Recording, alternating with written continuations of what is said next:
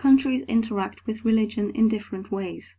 We will explore a range of possible ways of countries relating to religion and investigate the Enlightenment as an event which changed the way countries encounter religion, in particular religious states and state religions. In order to understand how countries relate to religion, we must understand the history of thought in the area. The period in history known as the Enlightenment marks a key moment of change in thought about religion. The time frame of the Enlightenment is from the middle of the 17th century, continuing throughout the 18th century. There were enormous changes in thought in many areas, including science, politics, society, and philosophy. It is commonly thought that the Enlightenment marks a period of massive intellectual progress. Thinkers of the Enlightenment were on the whole positive about human intellect, and supported the notion that humans should think for themselves. Enlightenment thinkers promoted reason as the best source of authority and legitimacy. In other words, they had faith in the idea that people should rely on their own intellect to determine how to act. This creates issues for religion, as the authority of religion is reduced, and there is less confidence amongst these thinkers in traditions and sacred stories. The result of the Enlightenment was that Western society became more secular, in the sense that religion and state were kept separate. The Enlightenment ended with the French Revolution, an event which had a determining effect on the absolute separation of religion and state in France.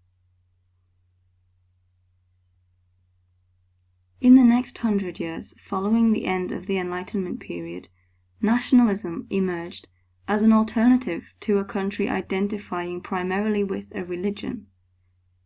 Nationalism is an ideology or framework that focuses on the nation, the country. By the late 19th century, nationalism was an important unifying factor in many Western societies.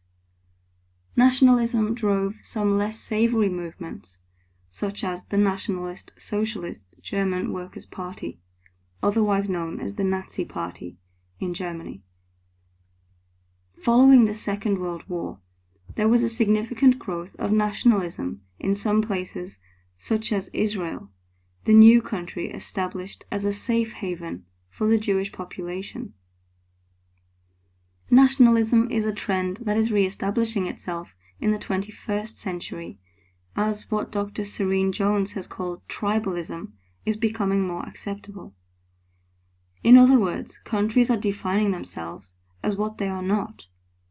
So what does it mean to be Australian? Following tribalism would lead someone to define themselves as what they are not. Not an immigrant from another country, not a refugee, not a European, for example. This can be expanded to include religion, and is in fact the way some right-wing political parties are responding to issues raised by terrorism. So a nationalist of a Western country might define themselves as not a Muslim, or perhaps even as not religious. Religious states are countries in which religion has an input into the governing of the state or the country. An example of this is Israel, a Jewish state created following World War II. You can see Israel's flag bearing the symbol of Judaism, the Star of David, on the right. State religions, also called active state religions, are cases in which the state supports a religion, but has some independence from the religion. An example of this is Pakistan, a country whose constitution declares Islam the official religion and makes all laws consistent with Islam, but prohibits educational institutions from enforcing participation in religious ceremonies. The flag of Pakistan, with the moon and crescent, the symbol of Islam, is on the left.